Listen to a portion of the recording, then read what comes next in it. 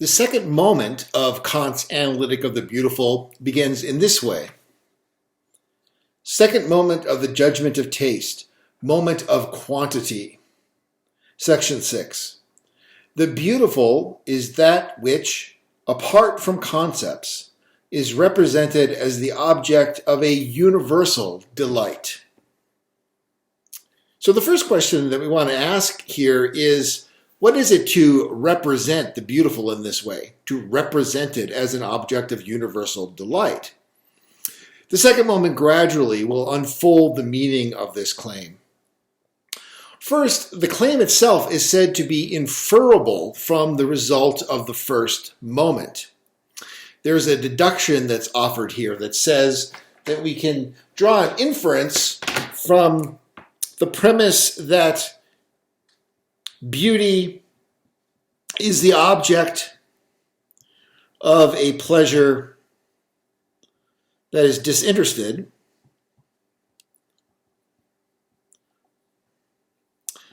two, after some presumably additional premises, because otherwise it would be a non sequitur, but to the conclusion that we get in the title of section 6, which is that beauty is represented as the object of a pleasure that is universal.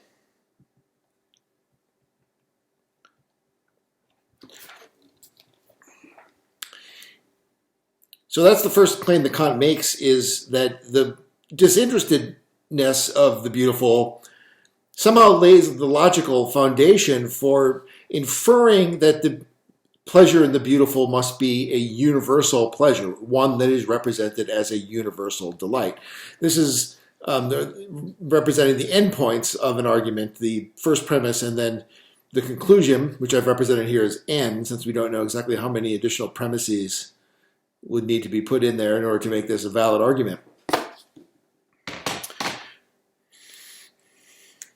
So what's going to fill in this argument? We have to do a bit of reconstruction here. So let's take a look at what Kant says. This definition of the beautiful is deducible from the foregoing definition of it as an object of delight apart from any interest. For where anyone is conscious that his delight in an object is with him independent of interest, it is inevitable that he should look on the object as one containing a ground of delight for all men.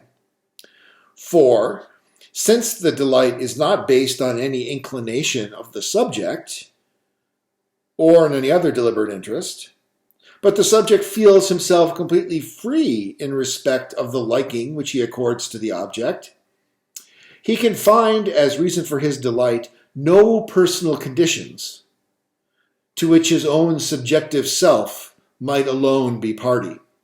Hence, he must regard it as resting on what he may also presuppose in every other person, and therefore he must believe that he has reason for demanding a similar delight from everyone.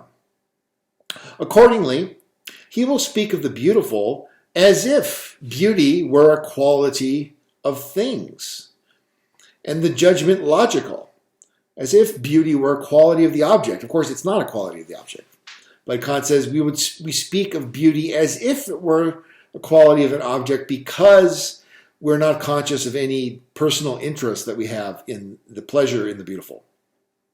Accordingly, he will speak of the beautiful as if beauty were a quality of the object, and the judgment were logical, forming a cognition of the object by concepts of it, although it is only aesthetic, and contains merely a reference of the representation of the object to the subject, because it still bears this resemblance to the logical judgment, that it may be presupposed to be valid for all men. But this universality cannot spring from concepts. So let's leave aside for now the point about the universality not springing from concepts. We'll get to that shortly. And first, let's just try to reconstruct what seems to be the argument here. So because I don't have a lot of space on my little whiteboard, I'm going to try to fill in what I think goes between these two. And it's going to turn out that this is going to be the seventh line of the argument, the conclusion. So we'll put that in there. And I'm just going to read out to you what I think probably is best construed as premises 2 through 6. I'll read them slowly and repeat it so you can look it over for yourself on the transcript and whatnot as you choose. But I'm not going to try to squeeze everything in. So here's my reconstruction of what is going on in the passage we just read. Premise 2 would be as follows. Premise 2, every pleasure must have a determining ground. That is a reason or cause. That's what we mean here by determining ground is kind of a generic catch-all to cover both reasons and causes, which may or may not be different from one another depending upon your philosophy of causation. But we'll just use this term determining ground to be neutral between them. So premise 2, every pleasure must have a determining ground, a reason or cause. Premise 3, this determining ground must be either something peculiar to the subject who experiences it, or one that is universal. So this determining ground must be either something peculiar to the subject who experiences it, or one that is universal. And note, this seems to interpret universal to mean simply not peculiar to any particular subject. So this isn't meant to be a logically grounded point. Obviously, this isn't a true dichotomy, because you could have a determining ground that was common to a number of subjects, but not to everyone. But anyway, Kant seems to be assuming this sense of universality here, that it's sort of like impersonality. It's not peculiar to any particular subject. Universality in the sense of impersonality, not having any personal identifying features. So, premise 3, this determining ground must be either something peculiar to the subject who experiences it, or one that is universal. Premise 4, if it is peculiar to the subject who experiences it, then it must be an inclination. Premise 4, if it is peculiar to the subject who experiences it, then it must be an inclination. Premise 5, ex hypothesi, that is by premise 1, that beauty is the object of a pleasure that is disinterested, the determining ground is not an inclination. So by the hypothesis of premise 1, the determining ground is not an inclination. That is our 5th premise of this argument. Premise 6, thus it is not peculiar to the subject who experiences it.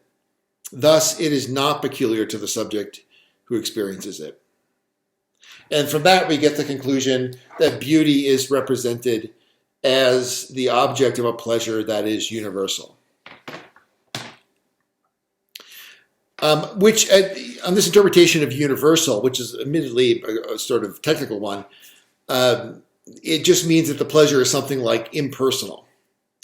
It's not tied to any personal characteristics of any personal particular human being. On this interpretation of the argument, then, all that Kant has shown is that if I can't connect a pleasure to any particular inclination in me, then it's reasonable for me to ascribe that pleasure to a universal source, or to a source that is also common to others. Thus, this pleasure could be had by anyone, because it doesn't depend upon anything peculiar to me. Of course, there could, theoretically, be some other particularity or peculiarity in me that could be a ground of pleasure which is not an inclination. Kant, however, would probably argue that this is merely a theoretical possibility. All the empirical evidence we have suggests that peculiar pleasures are always tied to the particular inclinations and ultimately the particular psychology, maybe even more ultimately, the particular physiology of the individual subject. That's what the empirical evidence suggests. So if you abstract from the inclinations and ultimately their root in our physiology, then there's nothing else that could be the cause of any kind of particularity or peculiarity in the source of a pleasure. So what's puzzling about this is that Kant seems to be entitled to the following proposition, namely, the pleasure could be had by anyone. This seems to be what Kant is entitled to claim. The pleasure could be had by anyone if it's disinterested. However, he asserts throughout the second moment a significantly stronger and certainly distinct claim, namely that the pleasure must be had by everyone.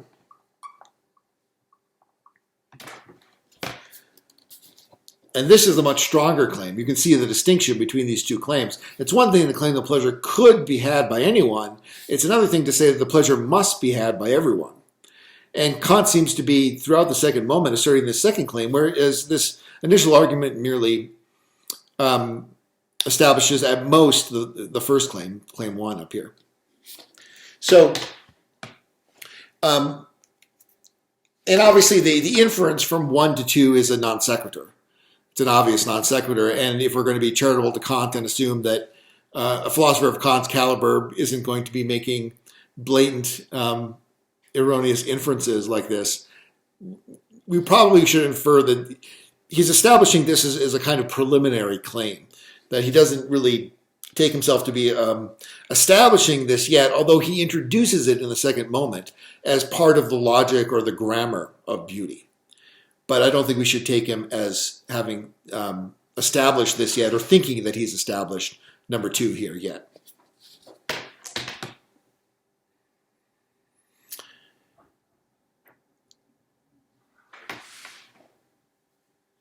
So what I'm suggesting then is we could read the reason here as had satisfied a necessary condition for, instead of has a sufficient reason for.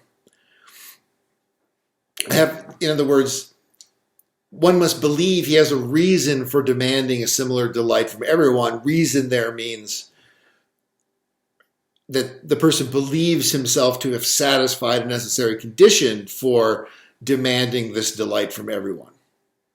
Not that he believes that he has a sufficient reason for demanding this delight. And that fits better with what Kant goes on to say in the rest of the book. But it is indeed an interpretive issue.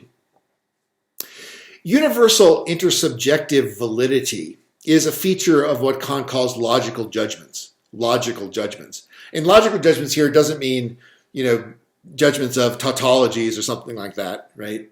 Everything's equal to itself. The principle of non-contradiction. That's not what he means by logical judgments. He has a broader sense of logical here, where logical is contrasted with aesthetic and refers to concepts as opposed to intuitions, or in this particular case, sensations.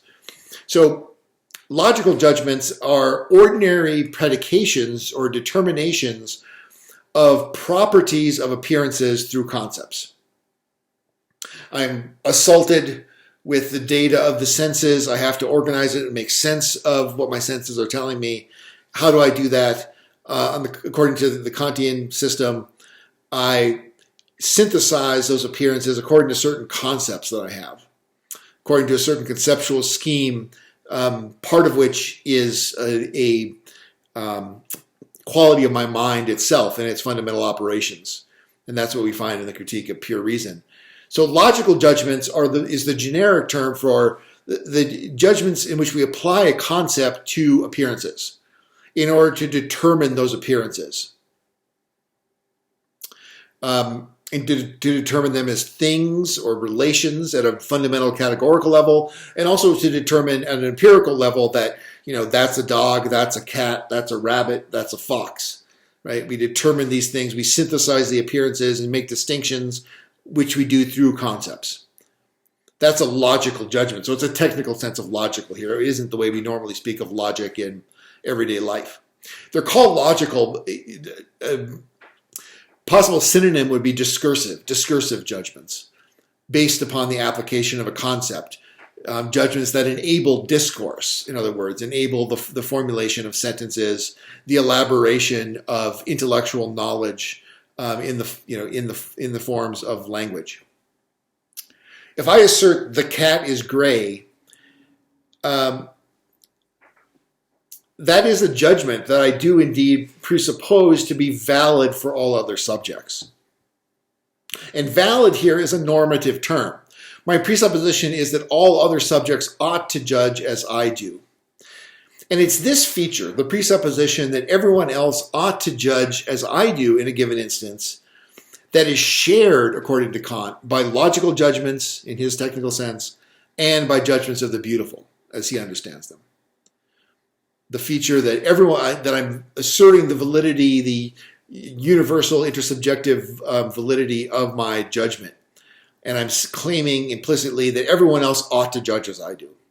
So there's a normativity to the judgment if it has this kind of universal validity. The normative demand. However, even though for Kant, logical judgments and aesthetic judgments of the beautiful both have this characteristic of universal validity and therefore imply this normative demand that everyone else ought to judge as I do in a particular instance, this demand must have a completely different basis in the two cases. A completely different basis. In logical judgments, this normative demand, the cat is gray. I say that, and implicitly I'm saying everyone else ought to also judge that cat to be gray. Of course, I'll always say that when I make a judgment, but it's implicit. It's implied in my act of judging in that categorical way and saying the cat is gray. You ought to judge the same way. That's implicit in what I say. What's that normative demand, that ought, that I'm, so to speak, implicitly issuing to everyone else? What's it based on? Well, it's based, of course, on the objective determination that a concept really does apply to appearances, thereby determining those appearances as an empirical object of such and such type. I learn the term cat. Along with that, I come to acquire the concept of a cat, and that allows me to make judgments to say the cat is gray, or even that is a cat, to distinguish a cat from a dog. Right? You can imagine a small child going through the process where at a certain age, as a toddler or whatever, the cat learns the word dog. Maybe there's a dog in the house first, and then along comes a new pet, the cat.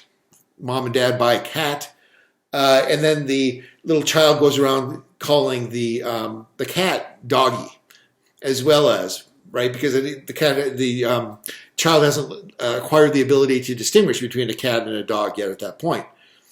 They're not able to make those discriminations. That's an idea of what objective determination means here. It means being able to determine something, to distinguish it from other things, to synthesize the appearance in such a way that you bring this particular appearance under a particular rule. The cat is really a cat and gray, and that's why I expect universal agreement with my judgment. And of course, in the background here is the meaning of words and so on and so forth. But we're talking just about the conceptual level at this point. Irrespective of how we register the concepts in terms of particular words, which of course vary in different languages and so on. If you disagree with my judgment the cat is gray, then I must assume that you're simply out of touch with reality in some way. If I assume that you understand, the meaning of the words I use. Now, of course, I could be wrong, but we're talking here about the normative status of the judgment, what it claims and logically must claim. Maybe the cat looks gray just because of the lighting, and really the cat is white or black or, some other color. But logically, it's still the case that I am, as it were, logically or semantically or grammatically, we might say, alternatively, committed to the claim that you ought to judge as I do. That's what it is. In other words, this is what it is to make a judgment. And it's based upon, in the case of logical judgments, that there's a purported, which may be in error, but a purported objective determination of reality. And here is where the contrast with the beautiful comes in and becomes important. In the case of the beautiful, by contrast, there is no objective determination. In a logical judgment, there's an objective determination. The cat is gray. The cat is on the bed. But in the case of a judgment, the cat is beautiful, there is no objective determination of something about the cat, according to Kant.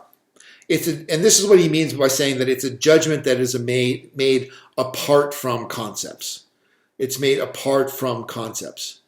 The logical judgment is not made apart from concepts, as we've just seen. It depends upon the concept as the rule that guides its objective determination of appearances. But the judgment of the beautiful is made apart from concepts. Now, is it ever the case that a pleasure can be made through a concept due to the objective determination of appearances through a concept? And Kant is quite clear that this does, in fact, occur all the time, and this occurs in particular in judgments of the good. Judgments of the good. And not just of the morally good, but of the good in the sense of the useful or other senses of the good too. But the paradigm here case would be, say, the judgment of the good. So just to take a very banal everyday example, I see an act. This corresponds to the appearances. We can try to describe this in a kind of neutral term, but notice even this description is going to depend upon an interpretation of appearances, a conceptualization, an objective determination of the appearances. But what I see is a young man loading a cardboard box flat screen TV into an elderly woman's van. And I'm pleased by this sight. I'm pleased by it. Why? What's the condition of my being pleased by this? Well, it's reasonable to assume that in this case, the condition of my being pleased by this sight, which I've just described neutrally, is that I conceptualize it as the man is helping a woman transport her property from the store to her home. And I subsume this under my conception of the good. I regard this as good, helping people who are not able to help themselves as being an example of beneficence and a good thing. Okay? So, but I have to have that concept. I have to have that concept of the good, and I have to apply it to this particular case in order for me to be pleased by it. If instead I conceptualize it in another way, for example, suppose I recognize this woman from a mugshot I saw. Don't ask me how I was looking through mugshots or where I was that I happened to be viewing mugshots. But I saw this woman's mugshot, and I realized this elderly woman is in fact a notorious burglar who likes to especially target electronic stores. And so now I conceptualize this as the man is helping a woman burglarize an electronics store. Now what happens? My pleasure evaporates. Right? So the pleasure in this case is pleasure through a concept. And there have been philosophers who have thought of the judgment of the beautiful as being this type of judgment that uses a concept to, as it were, obtain a pleasure. That it's through a certain kind of conceptual understanding that one comes to appreciate the beautiful, just as it's through a certain conceptual understanding that one comes to appreciate the good, and thereby one is pleased, but only following the concept. And this is not Kant's theory of the beautiful. Kant's theory of the beautiful it's a judgment that is purely aesthetic, that is not dependent in any way upon concepts. And so it's not the type of situation that I just described where I come to be pleased in my judgment of a certain act by conceptualizing it in a certain way. So this, of course, creates a problem because in the case of a logical judgment and also in the case of a judgment of the good, which can be viewed as a form of logical judgment for Kant, what's going on here is that the objective determination is what underwrites the universal validity. I can, as it were, expect that other people who are watching this young man help an elderly woman move her TV into her car will be pleased by this as well, because I assume that we share a rational concept of the good. Because according to Kant, concepts of the good are a function of human rationality. But Of course, we can't get into the arguments for that right now. We just have to keep that in mind. But because of that, I assume that other people judge us the same way. Just like I assume that people will, or ought to agree with me that the cat is gray because objectively that's the way it is. Kant would also say that objectively that's the way it is, that it is good to help people. It's just objectively, he would use that language, but it's just objectively good. And so it's because of the concept, that's the important point here. Or more broadly, and especially in the moral context, we would want to say it's because of the principle that's underlying the judgment that the universal validity obtains here. It's because of the moral principle underlying the judgment that the universal validity and the expectation that other people ought to agree with me is something that I feel confident in asserting, even if it's only implicitly. But in the case of the beautiful, we don't have this. And Kant is quite clear. If it were the case that the judgment of the beautiful is based upon a concept, then a judgment of the beautiful would merely be a species of the judgment of the good. That's already clear in the first moment, and he'll reiterate the point in the third moment coming up. The judgment of the beautiful is merely aesthetic, and thus, as we saw in the first moment, it refers the pleasure to the subject who makes the judgment.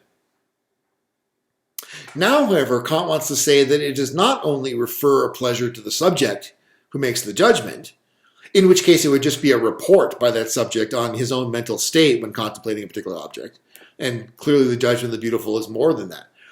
It also demands that others experience that pleasure as well. But it does so without being underwritten by a concept, as in the case of a logical judgment. So how can it do this? How can it do this?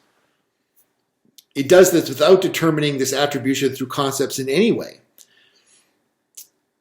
And that, incidentally, seems to imply that the judgment of the beautiful does not base itself on some kind of attribution of a hidden causal power to the object, as if I'm attributing a hidden causal power to the cat to produce this kind of pleasure in the beautiful in my mind, in the way that I attribute to the cat's properties of the cat's fur the objective ability to cause me to see the cat's fur as gray, and therefore the cat as gray. So it's not a kind of secondary quality, in other words. If that were the case, then it would indeed be based upon a concept. It would be the concept of a causal property, a kind of hidden causal power that an object has. Like on the kind of Lockean theory, objects have causal powers to be able to produce qualitative sensations that we associate with the colors of the spectrum and so forth, even though those things, according to a secondary quality theorist, don't exist in the object themselves. So we're speaking here of a very peculiar normative demand, one that seems to be wholly rooted in the subject's subjective judgment and not in the mind-independent world at all.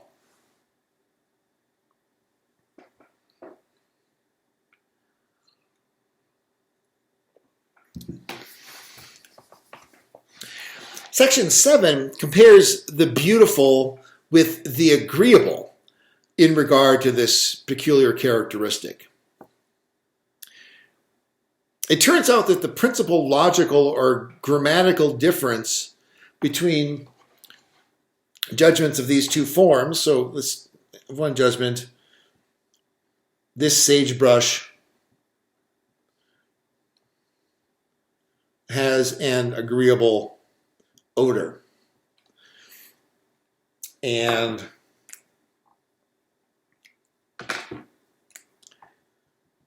this sagebrush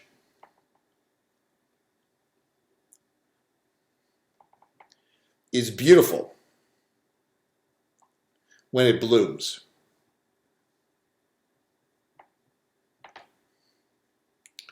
So here we have two judgments.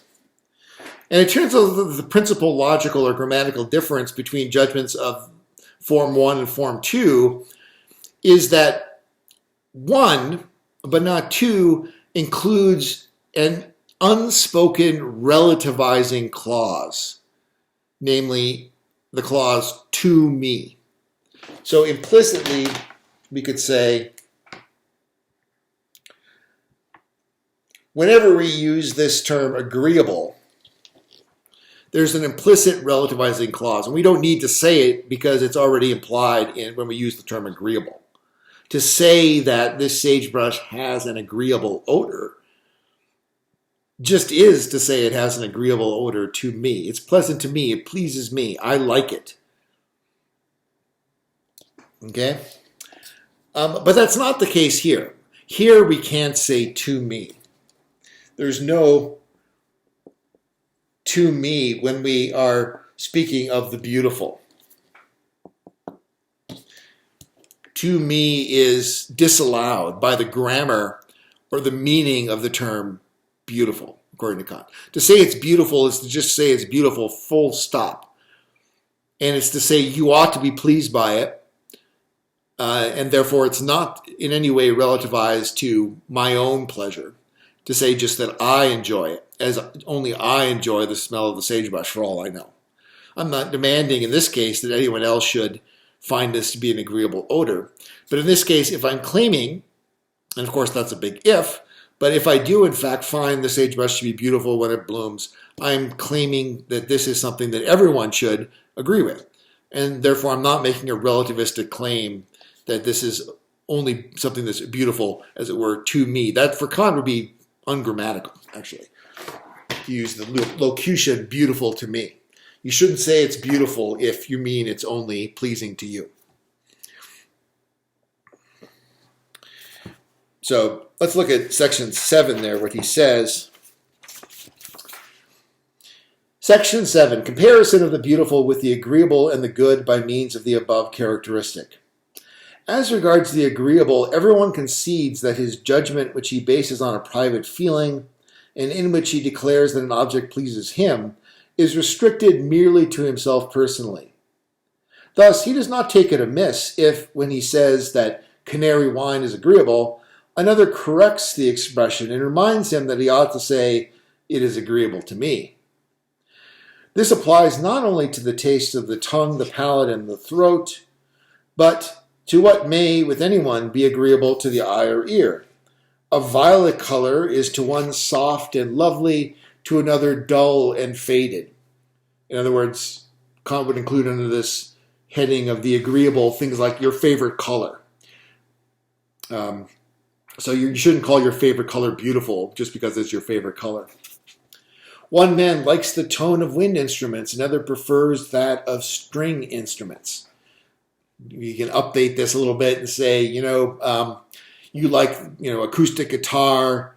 I like techno. We're not talking here about particular music. We just like the sound of these instruments, and that belongs to the agreeable for Kant. That's not a part of the beautiful. To quarrel over such points with the idea of condemning another's judgment as incorrect when it differs from our own, as if the opposition between the two judgments were logical, would be folly. With the agreeable, therefore, the axiom holds good. Everyone has his own taste.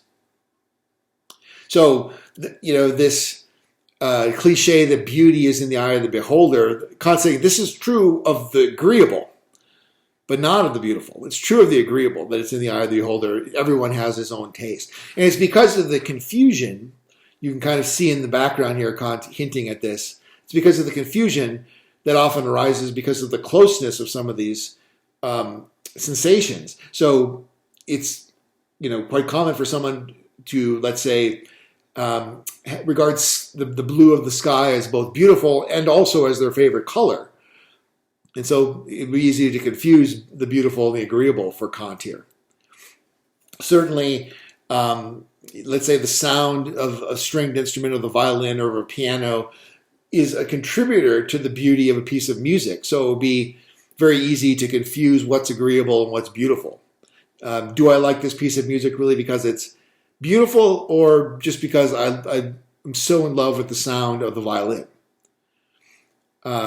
So Kant doesn't say this here, but you can sort of see in the background here that he's concerned to separate out what is valid in this commonplace saying that everyone has their own taste by linking it to the agreeable and linking it to the particular sounds, sights, as well as tastes and smells that people happen to like. The beautiful stands on quite a different footing. So now he wants to distinguish the beautiful. And he starts here immediately just by speaking to the grammar as he understands it, or the meaning of the term beautiful. It would, on the contrary, be ridiculous if anyone who plumed himself on his taste were to think of justifying himself by saying, this object, the building we see, the dress that the person has on, the concert we hear, the poem submitted for our criticism, is beautiful for me. For if it merely pleases him, he must not call it beautiful. Kant sort of sounds like the grammar cops here. But the point is really more about a phenomenon, and I'll come back to that in a second. If it merely pleases him, he must not call it beautiful. Many things may for him possess charm and agreeableness. No one cares about that. But when he puts a thing on a pedestal and calls it beautiful, he demands the same delight from others. And that's telling, right? So it's one thing to say, I like that. But when we call something beautiful, we are in a certain sense putting it on a pedestal. We're esteeming it. We're granting it a certain amount of esteem. And that suggests that there is a kind of normative claim on others that they also ought to esteem it. It doesn't make a lot of sense to regard something as worthy of esteem if I just like it. So I think Kant's getting at a phenomenon here. So it goes beyond just the narrow grammatical interpretation of the meaning or the semantics or the use of the term beautiful. He's getting at a kind of difference in attitude that we have towards things that we like. Some of these things we're prepared to say, it's just, I like it. Other things we think, no, it's true. Well, it's true that I like it. I also think you ought to like it. Because I think this thing is worthy of being esteemed. This is, for example, this is a great work of art. And, you ought to esteem it. And if you don't, there's something wrong with you. That's, Kant goes on to say that he blames them if they judge differently and denies them taste. If you don't like this painting, then I'm sorry, but you have no taste. That's kind of the idea. This is the phenomenon that Kant is getting at. So it's not just grammar police stuff here. He's trying to get at a difference in our practices and the attitudes we have towards objects and towards our own and others' attitude towards those objects. Some objects we esteem, we put on a pedestal. Others we regard just as things we like.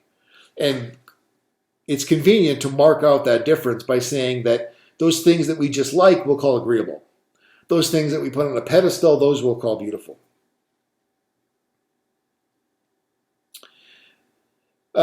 Okay. He blames them if they judge differently and denies them taste, which he still requires of them as something that they ought to have. And there's a bit of a mystery here that Kant will go on to explore in later sections of the Critique of Judgment, which is, why is it that we demand that people have taste? Why do we care? Why should I care if you like this painting? I regard it as worthy of esteem. It's not just a matter of whether someone likes it or not, as if someone prefers, spicy curly fries to McDonald's shoestrings fries or something like that. I regard there as being an important difference there, and I regard you as not having taste, but why should I care that you don't have taste? So that raises its own set of questions. And he goes on to say that the proposition that everyone has his own taste, if this were taken to be a universal proposition that applied not only to the agreeable, but also to the beautiful, that is, not only to things that we are perfectly happy admitting that they're just things we like, but also to things that we regard as worthy of esteem. If we said about those things that everyone has his own taste, this would be equivalent to saying that there is no such thing at all as taste. No aesthetic judgment capable of making a rightful claim upon the assent of all men. So you might ask yourself, are you prepared to just jettison taste as such? We don't need to have taste. Taste is not a thing. It's not an important thing.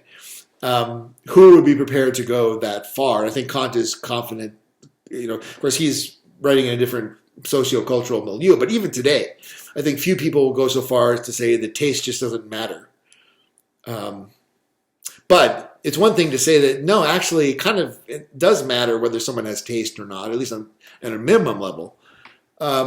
It's one thing to say that, and then it's another thing to be able to explain it. and in particular to explain why we demand of others that they have taste. Okay, so just to summarize then, Kant is, I think, observing what he regards as a logical or grammatical feature of the kind of judgments that are being made, and therefore the meaning of the words agreeable and beautiful, or their German equivalents. But that this grammar or meaning is rooted in something deeper. It's rooted in, at the very least, widely accepted and treasured social practices and assumptions about distinctions between just liking something and esteeming it, and regarding the liking for it as somehow called for.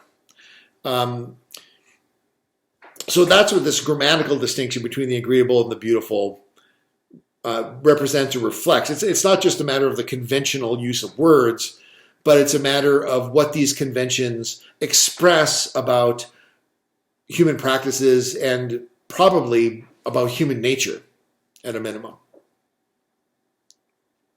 Now, it's worth mentioning again here that to issue this claim for universal intersubjective validity by making a judgment of the beautiful, to issue the claim that I regard this as a great painting, and therefore I'm implying by saying it's beautiful that you ought to regard it as beautiful as well. You ought to also like it. And if you don't like it, then there's something wrong with you, which you ought to fix. That commitment, that logical or grammatical commitment to, as it were, saying that and being prepared to back it up in the face of disagreement, doesn't mean that I'm correct, whatever might constitute correctness here, which we have yet to theorize. Nor does it imply that I'm, epistemologically infallible in my judgment. Kant is here operating just at the level of explaining what the nature of the claim is, what claim I'm committed to when I use these terms, which is different from saying that it's correct. So it's like saying that, if I claim that I have a pet elephant in my backyard, of course, I'm either lying or insane, probably. But we know, that what this claim commits me to is, for example, certain verification procedures, being able to justify certain queries, and so on. So it's one thing to say that this is what this kind of judgment commits you to logically and grammatically. It's another thing to say that you're right in your judgment. Your judgment is correct, or that it's something that you have any kind of certainty about.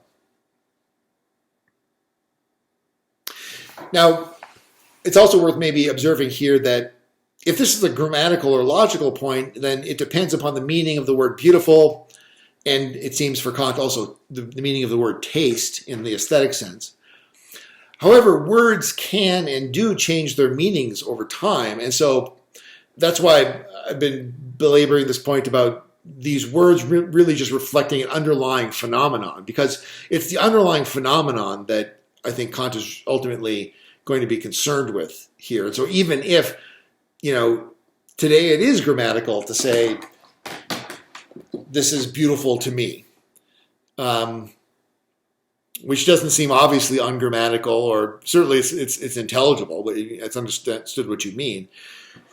If the word has evolved in that way, such that, as a purely grammatical or logical point, this contrast between the meaning of agreeable and the meaning of beautiful no longer obtains, Kant would still be making an important philosophical point, because he's talking about the underlying phenomenon that the words reflect, and the distinction between merely liking and esteeming and things like that, and not purely the meaning of the words. Kant is also quite clear that the phenomenon of taste that he's talking about is distinct from something like a knowledge of etiquette or politesse, or a sensitivity to fashion and what's considered socially appropriate in a given time or place. It is indeed something much more like a moral demand, that one has an obligation or some kind of quasi-obligation to take pleasure in a thing. But this is very strange. How can one have an obligation to take pleasure in a thing? So there are a lot of questions that come out of this, but I think the questions only can grab our interest if we're prepared to acknowledge the force of, as it were, the phenomenology that Kant is giving here. which sometimes looks a lot like a semantics of the terms beautiful and agreeable and taste. But as I'm suggesting, he's describing these practices that it seems like we do have a stake in, that we do have some stake in taste, that we do somehow, it matters to us to distinguish between things that we regard as worthy of esteem versus things that we merely like. Yet people can come to have to believe that an object regarded as beautiful has a claim on the pleasure of everyone, and can become very frustrated if someone else seems to deny that claim. It can be deeply disturbing if something that you regard as heart-rendingly beautiful, a poem or a piece of music, for example, is regarded with indifference or hostility to someone else. Relationships are broken up over less. The problem is, I think, not in the agreement that there is such a phenomenon. The problem is in explaining how this can be a valid judgment. How can I have a right to demand the agreement of others merely on the basis of my own subjective feelings about a thing? This peculiar feature of the beautiful, rather, is what interests Kant about it. It's what interests, he says in section 8, the transcendental philosopher. Kant is interested in the conditions of possibility of such a judgment. Meaning, if we suppose, perhaps only for the sake of hypothesis, that it is possible to issue a valid demand for the agreement of everyone based merely on one's own judgment, if we suppose that, then we ask, under what conditions could this be the case? Suppose there is validity in my, as it were, implicitly demanding that you also find this thing that I esteem and put on a pedestal beautiful. Suppose that is a valid normative demand to make. You ought to like this thing.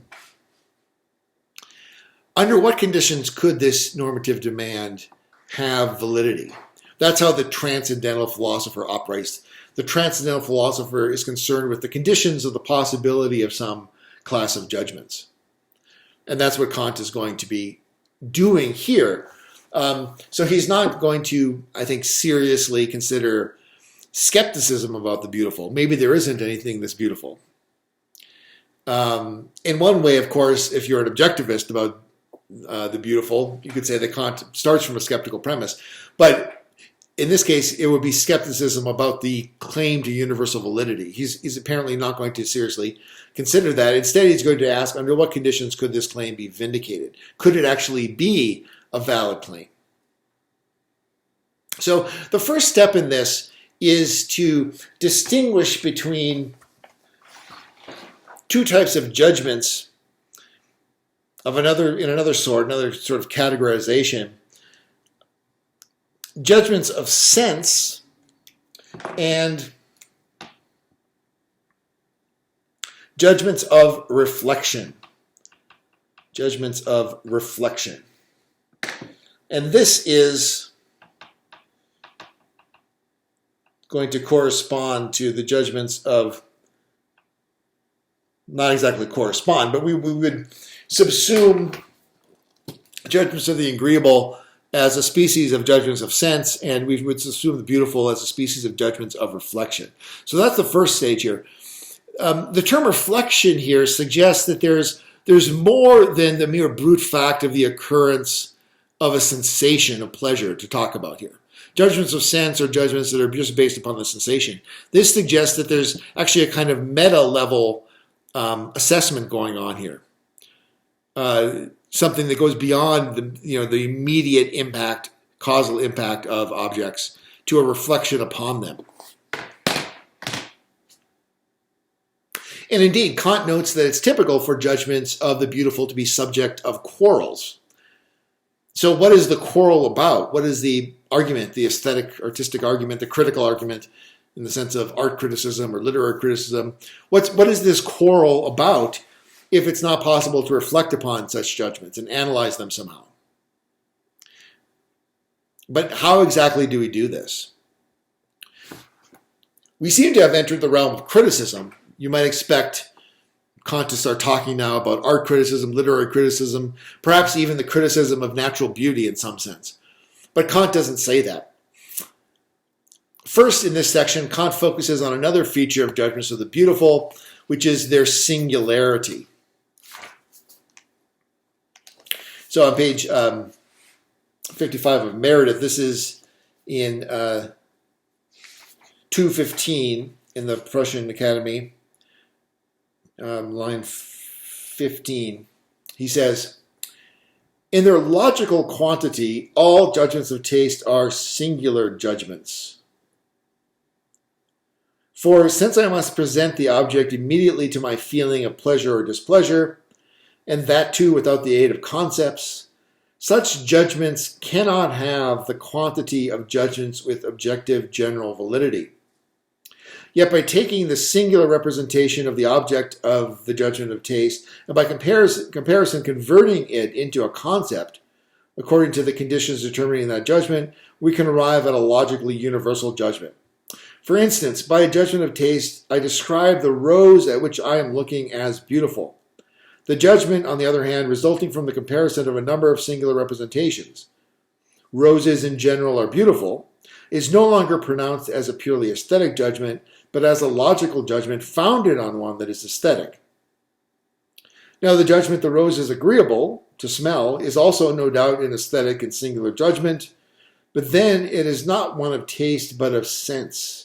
For it has this difference from a judgment of taste, that the latter imports an aesthetic quality of universality, an aesthetic quantity of universality, i.e. a validity for everyone which is not to be met with in a judgment of the agreeable. It is only judgments upon the good, which, while also determining the delight in an object, possess logical and not merely aesthetic universality, for it is as involving a cognition of the object that they are valid of it, and on that account valid for everyone. So what Kant is saying here is that there are no aesthetic judgments of the form, all roses are beautiful. All swans are beautiful. You can say that, and it can be true. But what that is a kind of summation of a collection of aesthetic judgments that are singular judgments about particular things. So the only aesthetic judgments of the beautiful are really judgments about particular objects. We can't deduce from concepts that all things of a particular type are beautiful. All judgments of the beautiful instead are about particular objects. And if we say that everything in a certain class is beautiful, that's based upon our judgment of particular objects, which is an aesthetic judgment, not based on concepts either. So we can generalize after the fact and say that, look, every rose I've ever seen has been beautiful. Of course, this is probably not true, but suppose it were the case. Every rose I've seen is beautiful. Then we can say, well, at least it's reasonable to infer that all roses are beautiful. Of course, universal judgments on the basis of any kind of empirical induction are always going to be problematic, but that kind of judgment would be no more problematic than any other universal generalization from induction.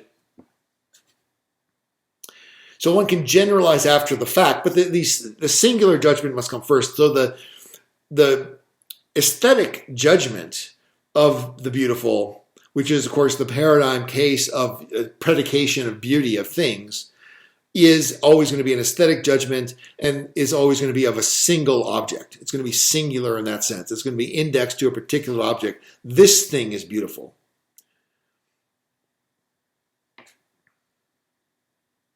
So the universality is the universal demand that everyone should like this particular object. It's always going to be that kind of universality. It's not the universality that says universally all roses are beautiful. It's going to be the universality that says everyone, that's where the universal comes in, everyone ought to like this rose. So there's two kinds of universality there, and Kant wants to clear that up, that the aesthetic subjective universality that he's dealing with as the unique feature of taste in judgments of pure judgments of taste, judgments of the beautiful, is a universality that has as its scope other judging subjects, not other objects that may cause pleasure in the beautiful. This singularity explains why the beautiful is verbally linked to the term taste for Kant. So on page, let's see here.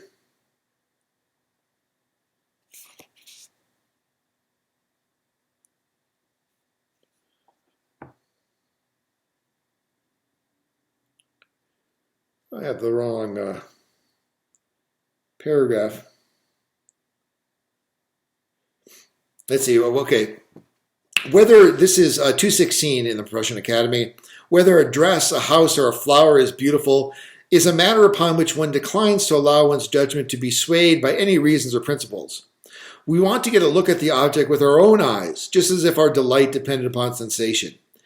Yet, if upon doing so we call the object beautiful, we believe ourselves to be speaking with a universal voice and lay claim to the concurrence of everyone, whereas no private sensation would be decisive except for the observer alone and his liking. That wasn't the quote I was thinking of, but elsewhere Kant describes that in the case of the beautiful, we want to test the object, as it were, on our own tongue and palate. That is, there's a kind of analogy or metaphor here that it's natural to employ in the case of the beautiful, where it's as if we were, a wine taster. You don't want to take someone else's word for it that this is a good wine. You want to taste it, try it on your own tongue and palate. And beautiful objects, or purportedly beautiful objects, to take the perspective of someone who hasn't, as it were, tasted it yet, who hasn't perceived it for their own, their self, for their own eyes. These are things that we want to try on our own tongue and palate. Okay. So, in general, for example, I might like the work of a particular movie director, but that doesn't mean that I can tell you or that I believe a priori that his work is good. The same is true of a novel dish that I've never tried from a good cook. A dish that's produced through a recipe might be different. It's something that I've tried before, produced by that same recipe. That functions sort of analogously to a concept, where there's a kind of a rule underlying the production of this dish. But if it's a novel dish, just like if it's a novel work of art, I can't tell you in advance, even if I've enjoyed works by that particular artist or cook in the past, I can't tell you in advance before I've tried it on my own tongue and palate, so to speak, metaphorically or literally. But yet, Kant says that one adopts a particular voice when pronouncing upon the beautiful, a distinctive grammatical voice, which speaks for all others along with oneself. He says, continuing on from where I left off before, and yet, if upon so doing we call the object beautiful, we believe ourselves to be speaking with a universal voice and lay claim to the concurrence of everyone, whereas no private sensation would be decisive except for the observer alone and his liking. Here now we may perceive that nothing is postulated in the judgment of taste but such a universal voice in respect of delight that is not mediated by concepts. Consequently, only the possibility of an aesthetic judgment capable of being at the same time deemed valid for everyone. The judgment of taste itself does not postulate the agreement of everyone, for it is only competent for a logical universal judgment to do this, in that it is able to bring forth reasons. It only imputes this agreement to everyone as an instance of a rule in respect to which it looks for confirmation, not from concepts, but from the concurrence of others. The universal voice is, therefore, only an idea, resting upon grounds the investigation of which is here postponed. So, he's frankly acknowledging here that to speak in a universal voice, which is when I say this is beautiful, I'm speaking not just for myself, but I'm also speaking for you and for everyone. Namely, that this is something that's worthy of pleasure. This is something that you ought to like. I'm speaking for you, I'm speaking for me, I'm speaking for person on the left of me, person on the right of me, and people halfway around the world. That's what it is to speak with a universal voice. But of course, this isn't as it were an empirically verifiable claim. I'm making it purely a priori, purely on the basis of the way I feel about it. So it's very peculiar. How can I claim that everyone ought to like this? And Kant is saying here, you're not postulating that everyone will like it. Right? It's one thing to be, take the contrast case between the judge who judges with taste that a thing is beautiful, on the one hand, and let's say someone who works in advertising or marketing who's trying to predict what the public will like. Those are two different things for Kant. And it may be that, what the public likes is, something that is poor taste, that belongs to poor taste. So Kant is not claiming that you're making something, he makes the contrast here between postulating versus imputing. You're not postulating that everyone's going to like this. As a marketer, an advertiser is postulating that this is going to be a successful project, or a product rather. Hey, maybe if we make a chicken taco or cheeseburger pizza, the public will buy this, right? They're postulating something. Rather, what you're doing is saying, look, you ought to like this great work of art. That's consistent with there being only, let's say, two people in the world. This is an extreme, fantastical example, but it could be only two people in the world who actually like this painting. But if you're claiming it's beautiful, you're saying, you're imputing to everyone that they ought to like it. Okay, so that's the kind of peculiar universality that's involved here. So the transcendental question is, how is it possible for us to validly speak in such a way? How is the universal voice possible? What conditions underlie this? And this is what Kant is saying, we're going to postpone looking into what exactly these conditions are. So he's not saying here what they are, but rather what he's doing is just laying out the, as it were, again, the logic or the grammar of this kind of judgment. It's another question to say, it's one thing to say what the judgment is claiming. It's another thing to say whether this claim is valid. Kant says right here, though, that one must be claiming disinterestedness minimally as a necessary condition. He doesn't say it's sufficient.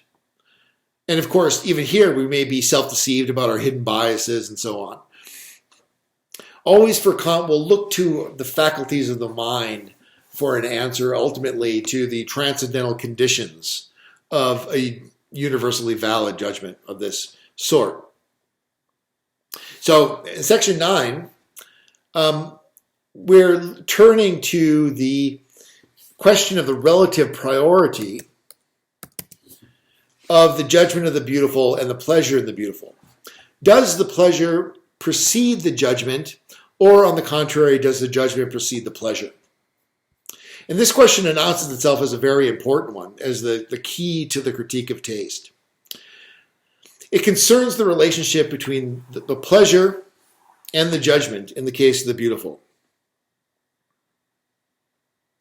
One effect of this section is to throw into question what precisely these things are, the pleasure and the beautiful and the judgment of taste that we're talking about here.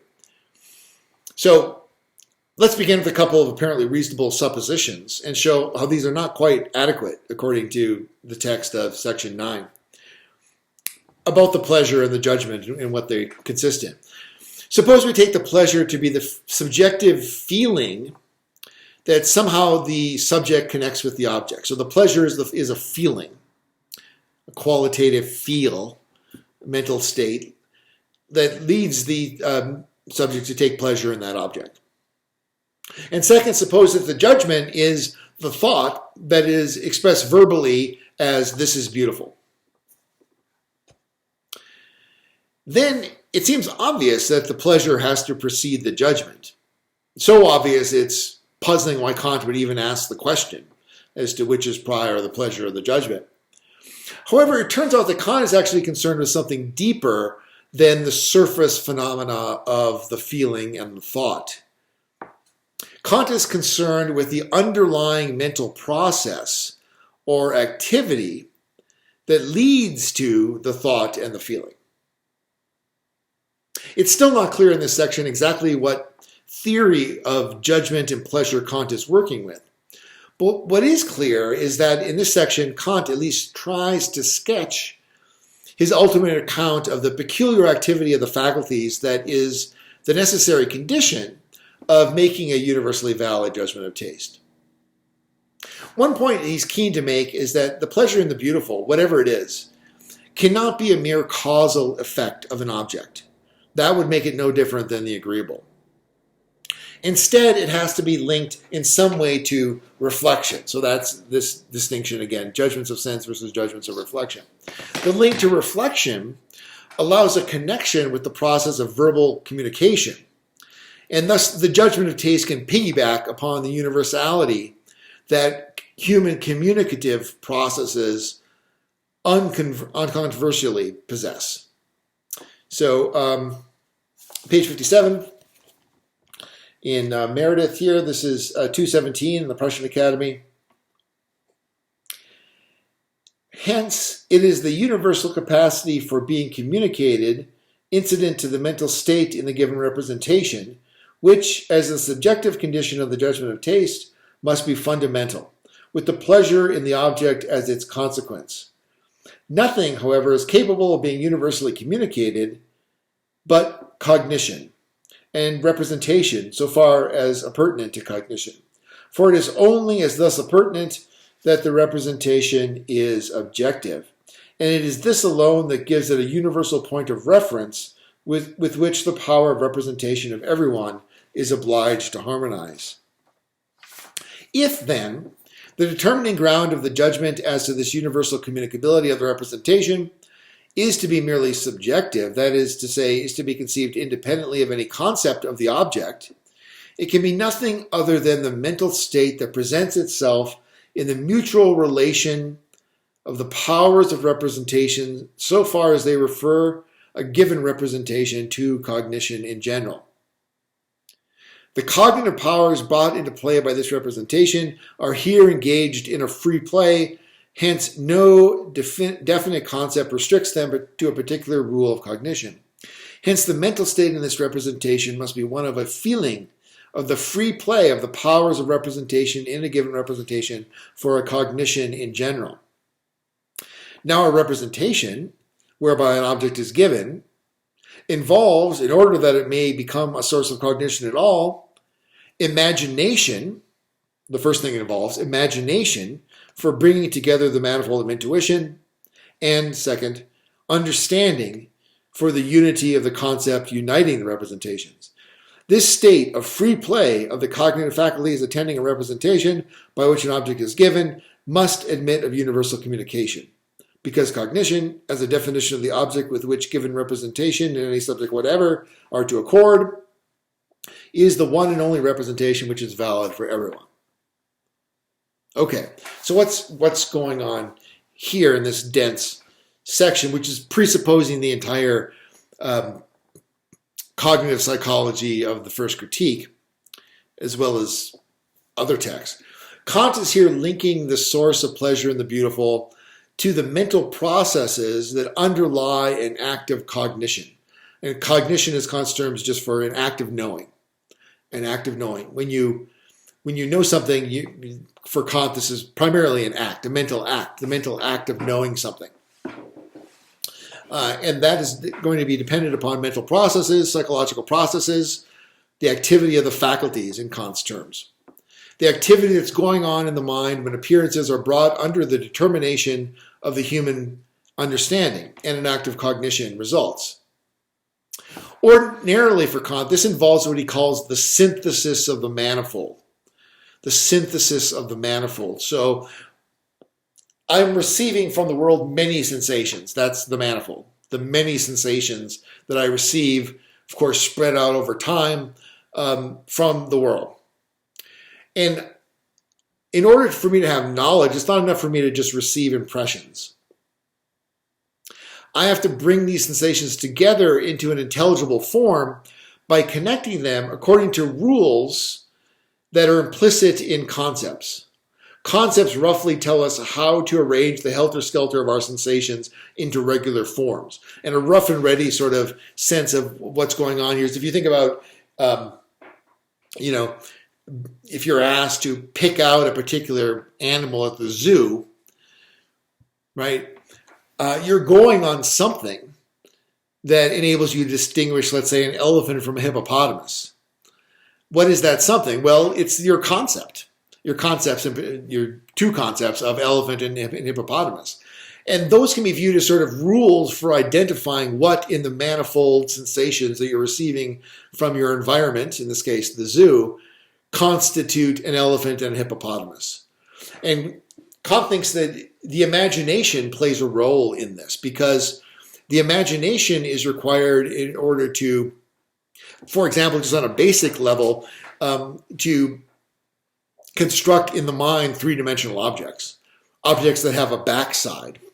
So you don't look at, your manifold of visual sensations just as if it were a one-dimensional arrangement of colors, but actually that these colors represent objects that have depth, and that the elephant and the hippopotamus, for example, have a backside.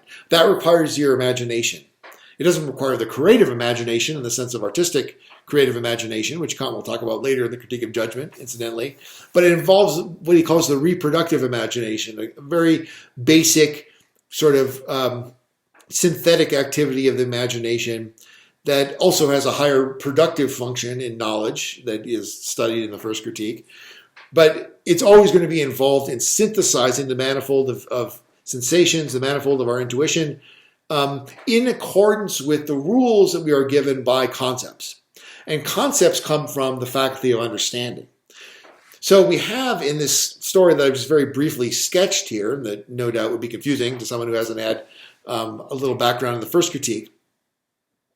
But we see in this story a kind of a harmony that takes place between the imagination and the understanding. The imagination synthesizes the manifold of the intuition in order for the understanding to be able to grasp it in and through its rules, which are rooted in concepts. Really, for concepts are rules. That's, if you had to say what a concept was, you would say basically it's a rule for the synthesis of the manifold. And then, of course, the forms of things that result are what we connect with our words when we communicate in language. And so there has to be some basis of commonality that enables us to communicate the things that are synthesized by our individual imaginations and understandings as we go through life and experience the world and connect the world together according to shared concepts. There has to be something at the basis of all of this that enables us to be able to communicate with one another. So Kant is saying here then that the ultimate source of the pleasure in the beautiful is the harmony of the faculties of the imagination and understanding. And that's also the ultimate source of cognition. So the picture is going to be this. You have a harmony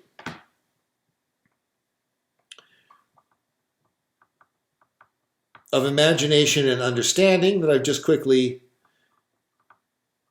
too quickly described. And this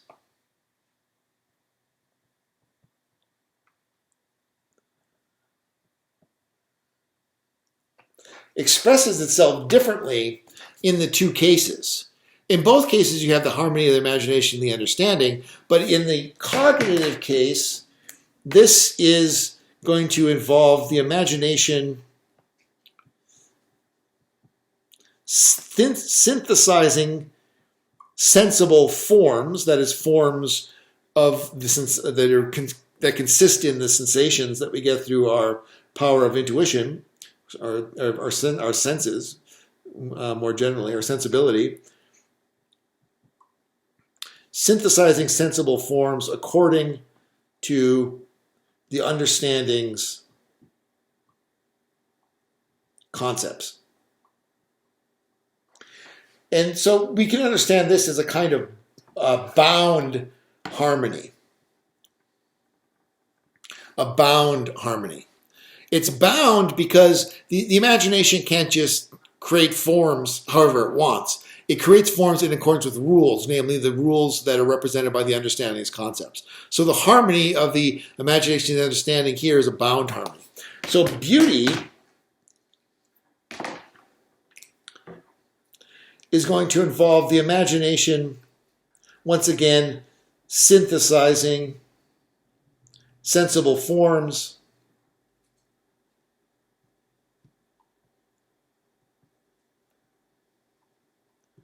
according to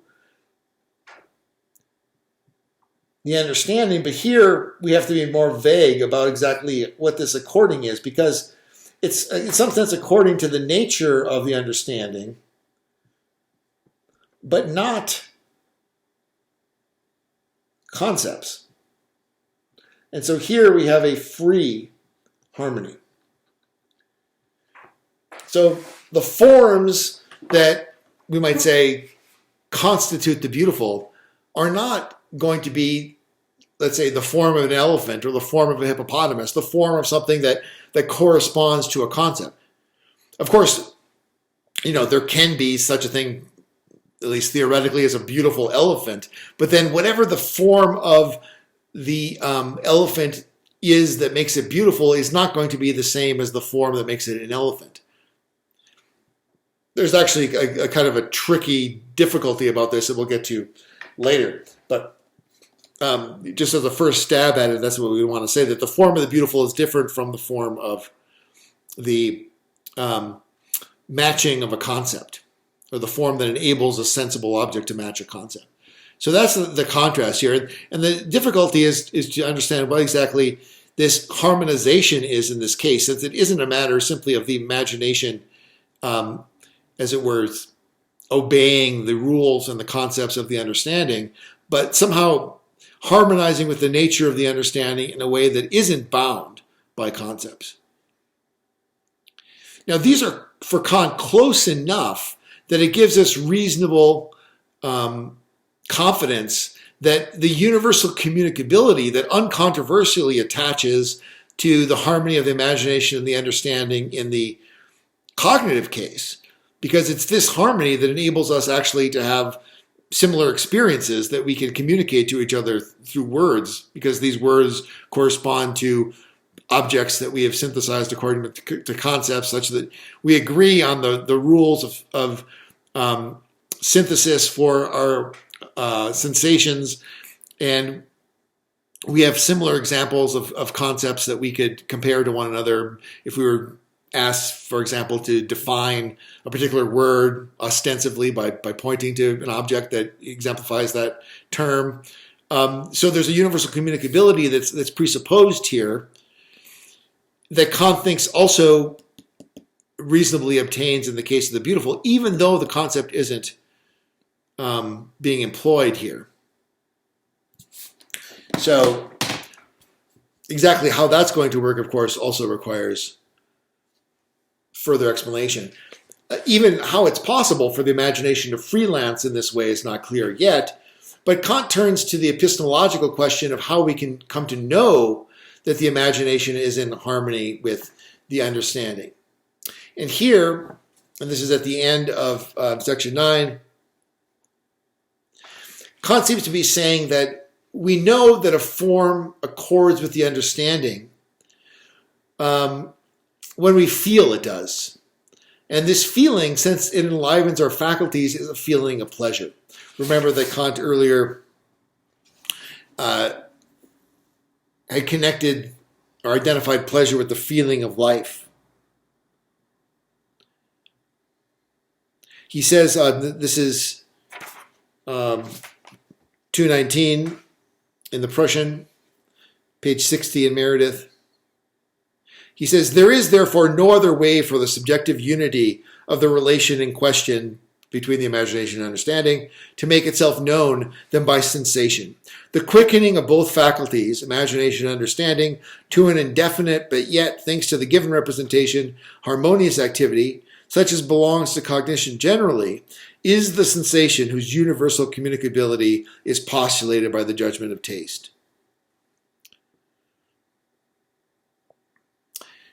The universality of this feeling comes about because it's rooted in the very faculties and in the harmony of these faculties that we must presuppose whenever we presuppose that we can talk to each other. So pleasure in the beautiful, Kant wants to say, piggybacks on the universal communicability of cognition, such that the pleasure involved is universally communicable as well. However, earlier, Kant made the stronger claim that we can, with right, demand that everyone agree with our judgment. And this seemed to go beyond the mere universal communicability of our judgment. So it seems that there must be more to add here in the story to come. And indeed there is.